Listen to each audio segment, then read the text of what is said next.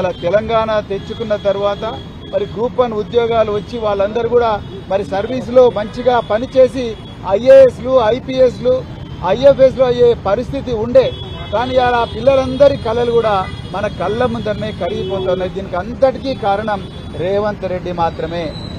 TSPSC మీద విపరీతమైన pressure తీసుకొచ్చి మరి ఎగ్జామ్ ఇష్టం వచ్చినట్టుగా పెట్టి మీరు ఏమైనా కానీ రిజల్ట్స్ పబ్లిష్ చేయండి అన్నారు. అందుకొరకు ఇన్ని తప్పులు జరిగినాయి.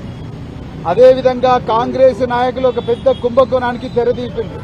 ఇలా మీరు మీడియాలో చూస్తున్నారు, కొంతమంది పేరు చెప్పడానికి ఇష్టం లేని అభ్యర్థులు కొంతమంది కాంగ్రెస్ నాయకులు వాళ్ళ దగ్గర నుంచి డబ్బులు అడిగినట్టుగా వాళ్ళు మీడియాలో చెప్తా ఉన్నారు.